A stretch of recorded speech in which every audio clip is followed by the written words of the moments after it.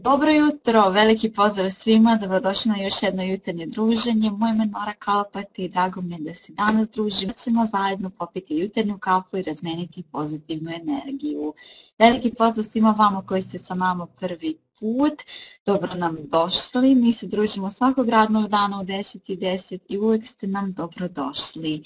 Nadam se da ste dobro, nešto ste mi uspavani ovoga jutra, vjerovatno niste još popili jutarnju kafu, ali popit ćemo je zajedno i razbudit ćemo se.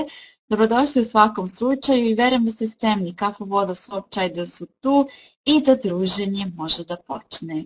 Danas imamo veoma zanimljivu temu o kojoj još nismo pričali u jutarnjoj kafi, ja smatram da treba da pričamo. Imamo jednu sjajnu damu tu sa nama i drago mi je što je ona tu. Mogli ste da je vidite na najavi i mogli ste ovdje na samom početku. Ovoga jutra je sa nama Melisa. Melisa, dobro jutro, dobro nam došla. Hvala ti puno što si ovoga jutra tu sa nama. Kako si? Jesi spremna za jedno pozitivno druženje sa svima nama? Dobro jutro tebi, draga Nora, i svim ovim ljudima što ste danas s nama. Dobro sam i spremna sam sudjelovati, prvi put sam ovdje i širiti pozitivnu energiju. Odlično, može na samom početku podršku za Melisu. Malo ima tremu, jednu 10 na chatpolju u znaku podrške. Ono što ću te prvo zamoliti, pre nego što ti potražim prezentaciju, da nam se malo predstaviš, da kažeš ko si ti, šta radiš, čime ćemo danas pričati, o čemu ćemo danas pričati i tražim ti prezentaciju. Može? Ovako, ja sam Melisa Osmanović, dolazim iz Pule, iz Hrvatske. Imam 22 godine i odlučila sam danas da pričamo, mislim da je prvi put tema u tvojoj emisiji, ako se ne varam, živjeti pozitivno s invaliditetom. Znači sa bilo kojim oblikom invaliditeta, jer i sama volim jedne bolesti i krećem se uz pomoć kolica, pa sam htjela malo o tome pričati i o pozitivnom životu. Evo, pa možemo započeti. Ovako, na ovom svijetu postoji različite invaliditeti i različite vrste bolesti. Ja osobno bolujem od jedne mišićne distrofije. To je jedna bolest koja je neizlječiva. Postoje puno vrsta. Ja sam oboljela od 3. godine i završila sam u kolicima kad sam imala 10 godina, kad sam bila u 5. razred. Ta bolest je progresivna i može se dobiti u bilo kojoj godini života, znači u ranom djetetu, poslije ili u kasnim godinama.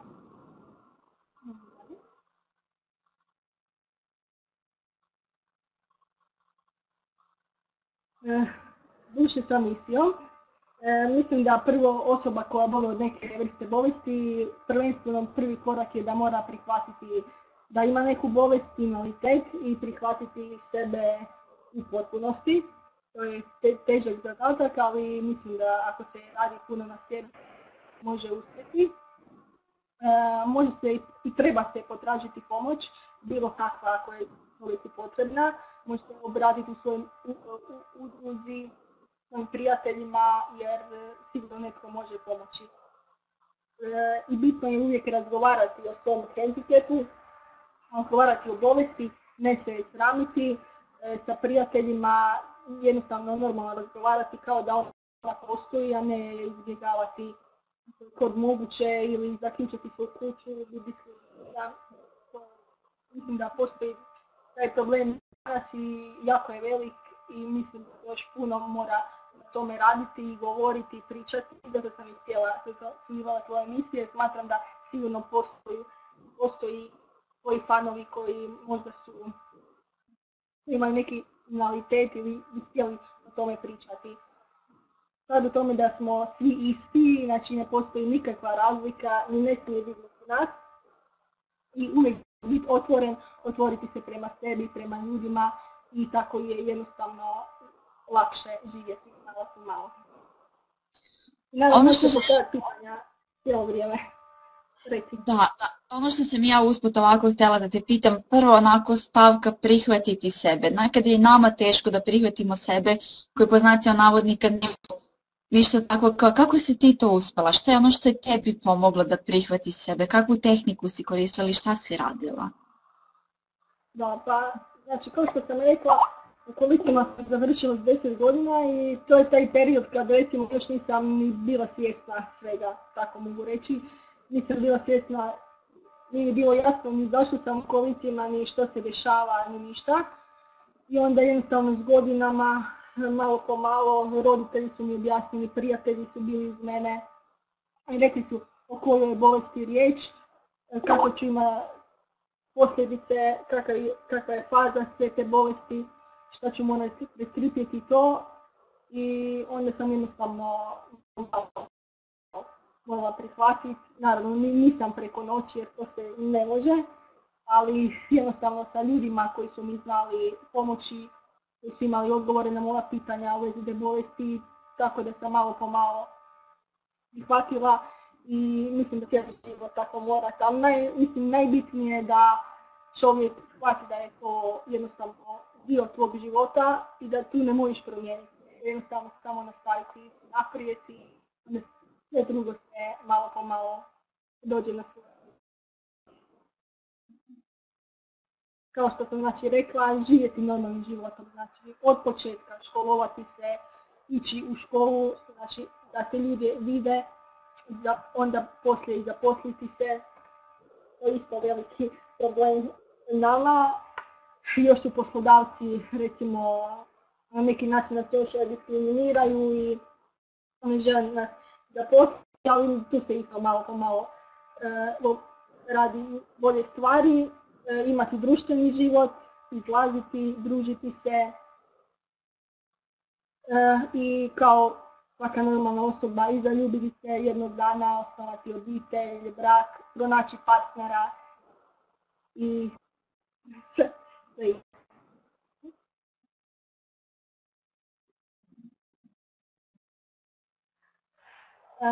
Stavila sam nekoliko citata. Znači, bez obzira na sve poteškoće koje nam život nosi, svatko može uspjeti u svom životu, jer svaka osoba zdrava i s poteškoćama svojim postojanjem uvelješava mnoge živote, upotpunjava i živeći ispunjava smisao vlastitog postojanja. Može dalje.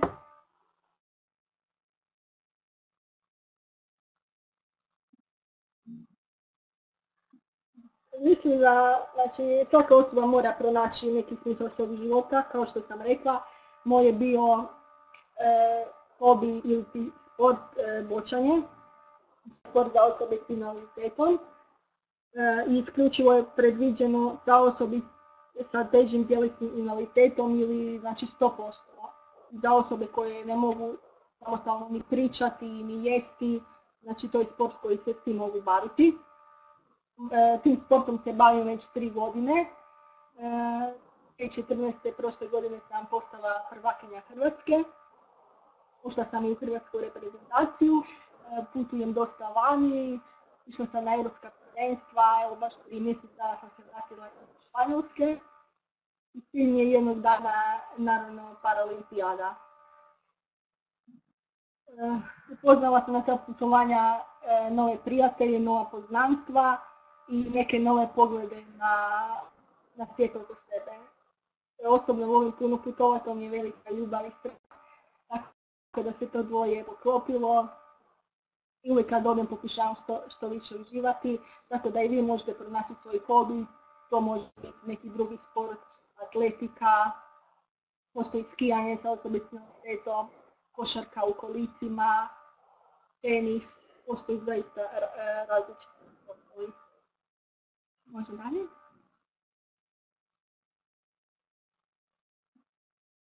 Znači u svakom se čovjeku nalazi ogroman potencijal, uvijek treba vjerovati u svoju snagu i mladost i beskonačno ponavljati se da sve ovisi samo o tebi, samo nama mi možemo najviše pomoći. I znači fizički smo ograničeni, ali na drugu stranu duhovno nismo, tako se uvijek možemo razvijati, otkrivati više o sebi, raditi na sebi. Ja sam evo u prvom mjesecu sam otkrila malo više nešto o zakonu o privlačenju, o vizualizaciji, tad sam i i pronašla tenora i vidjela sva tvoja videa, jako sam mi se svidjela i onda sam odmah htjela solati i ti me odmah prihvatila.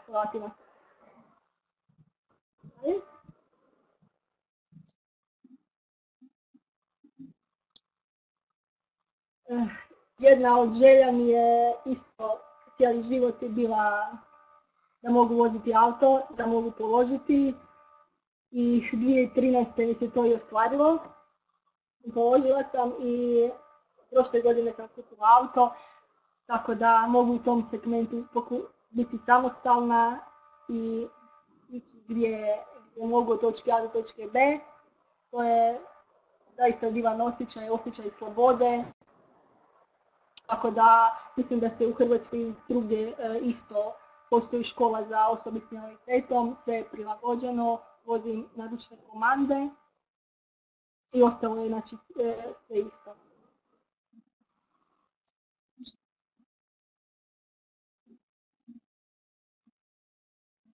I ovo sam učila od jedne, ovo mi se zaista svidio, znači život nije ono što se događa, nego kako ti gledaš na ono što se događa. To sam učila od motivacijske govornice Ane Vučević, koju mojim putem pozdravljam. I stvarno uvijek kad razmislim o tom citatu, zaista je istina, jer samo ti možeš si pomoći i vidjeti situaciju onako kako pozitivno, kako ti želiš.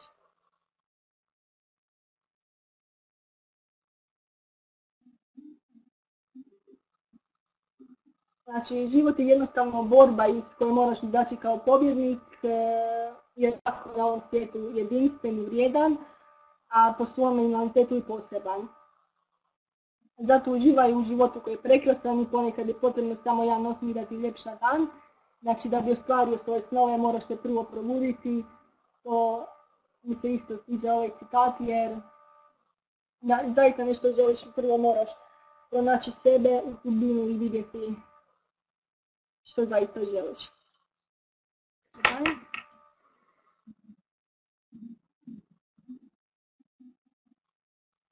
Osjećaj sreće nas uvijek prati kada prihvatimo svoju lekciju, stoga u svakom trenutku, na svakom mjestu i u svakoj situaciji možemo biti sretni. Samo ako to odlučimo, to je isto i stvar odluke. Ako odlučimo biti sretni, mislim da nas ništa ne može pokolebati, jer ili ako sjedimo ili ako stojimo, ista je stvar, znači sve je do nas. Može dalje?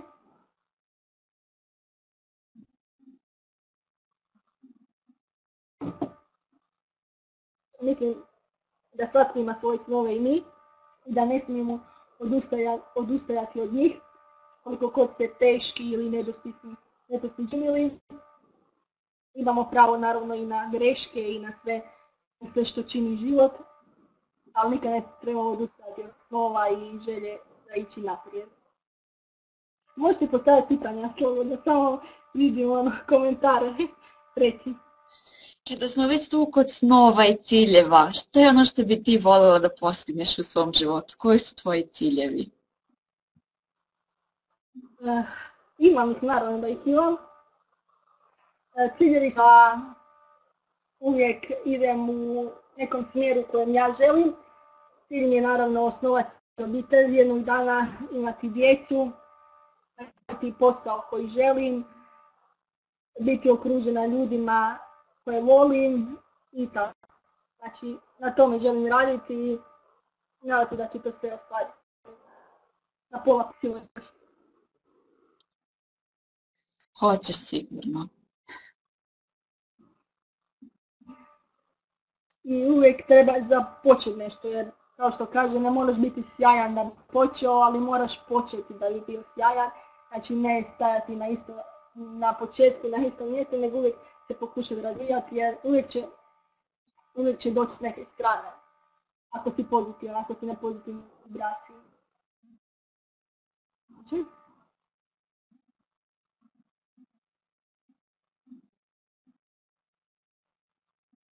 Drugo, lice invalidnosti. Da, bio je jedan projekt u Hrvatskoj i mnogi ovi poznati osobe s invaliditetom, bili oni pjevači, neki su sportaši, imali su neku svoju viziju i neki svoj komentar i citat o tome. Pa sam to stavila čisto da možete vidjeti. Kako kažu, evo ovaj Erik Balija, on je osobni prijatelj. Evo napisao je kao gledaj me kroz invaliditet, gledaj me kroz moja dijela. Onda tu ima jedna i novinarka, ja moram znati, a vi se uzdate u svoje oči, ona je slabovidna.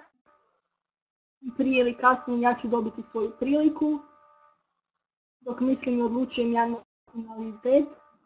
Nikada ne odustati, sve je moguće, vjerujem u sebe, ali bez vas ne mogu ostvariti svoje ciljeve.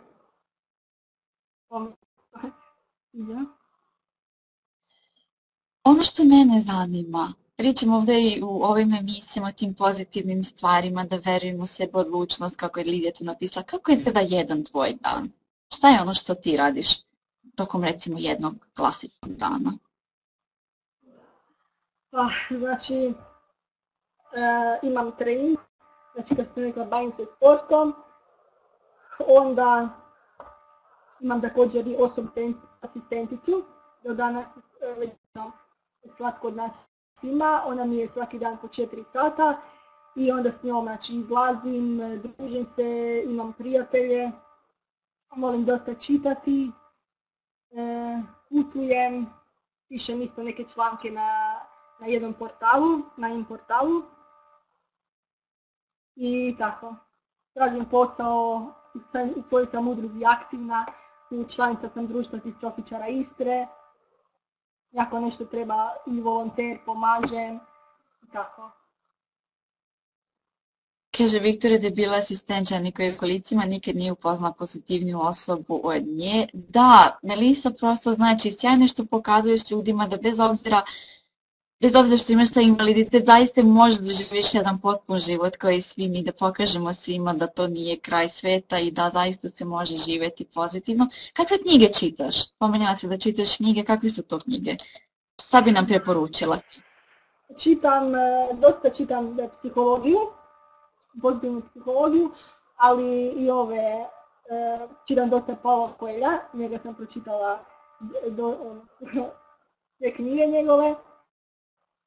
Onda Carlos Ruiza i tako Danielu Stil, volim miješati i ovisi o raspoloženju, kako se sjećam, to volim čitati. Ali većinom to psihološke i tako, di nešto mogu naučiti. Kad pročitam knjigu da poslije nešto naučim, tako da i kad imam naravno volju i želje. Čitaš pitanje, vidim. Koliko dugo će se baviti ovim sportom? Šta misliš? Ja se nadam dugo, ali dok god imam volje sa tim sportom hoću, ali mislim da ću zaista još nekoliko godina, zato jer volim da je sport, potpunjava me, dobri su rezultati, tako da mislim da nitko ne bi odustao, da je na mom mjestu. Odlično. Ono što mene zanima, kako okolina reaguje na tebe? Da li imaš podršku njih, kako reaguju na to što ti živiš na ovaj način? Da, pa to je isto bio, recimo, isto godinama problem, osnovna srednja škola.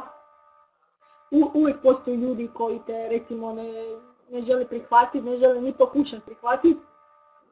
Ali i sada, znači, imam jedan krug prijatelja s kojima izlazim, koji me vole, poštuju, tako da su me prihvatili, tako da s time više nemam problema.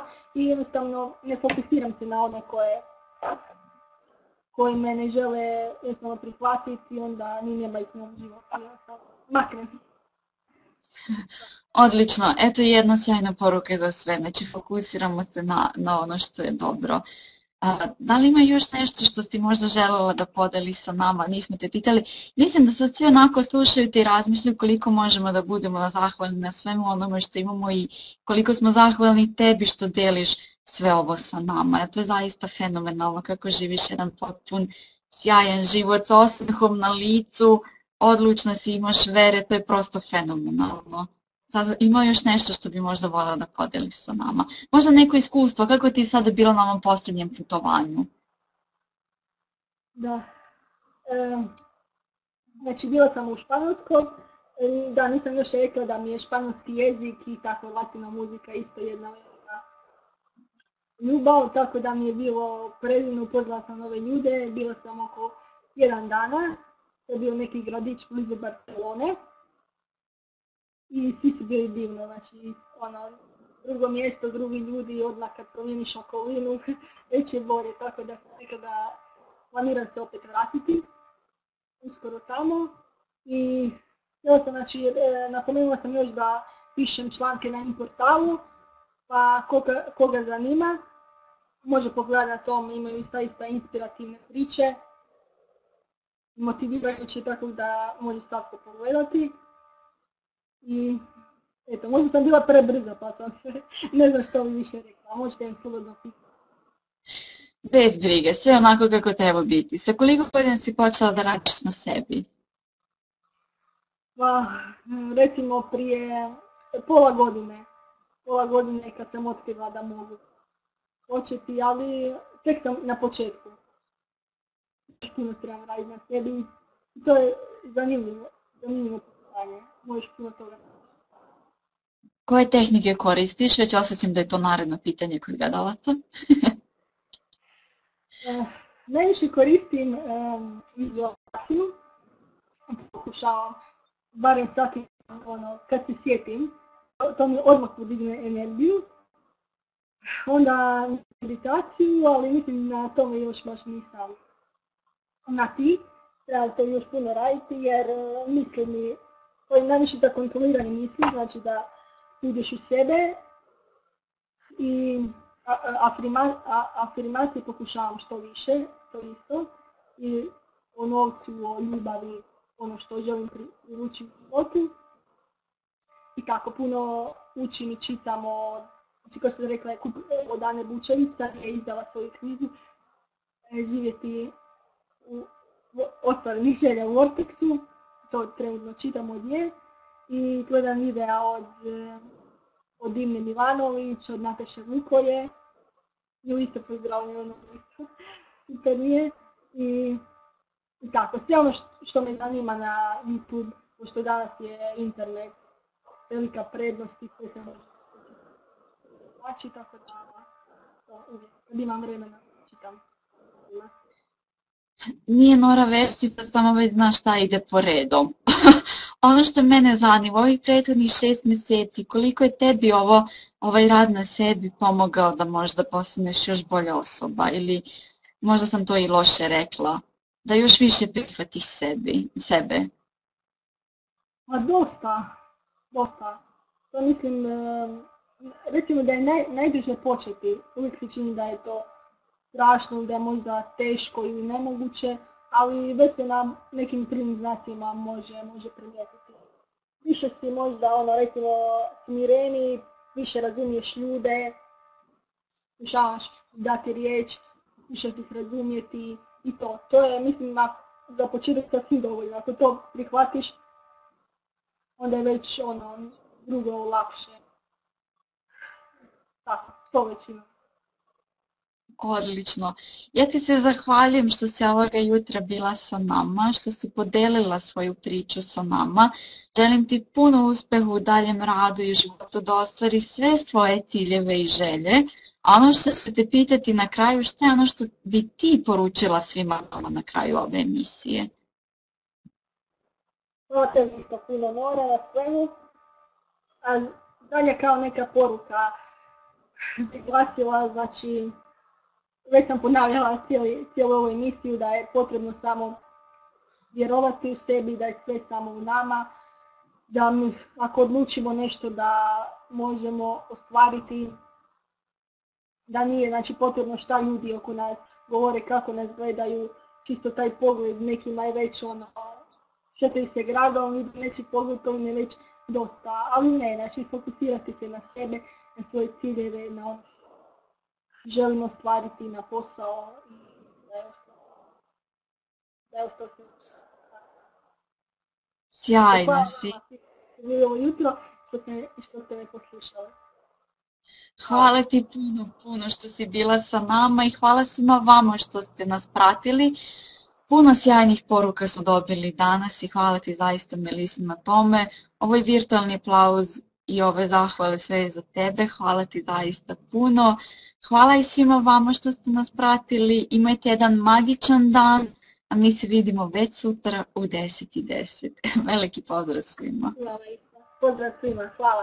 Ćao.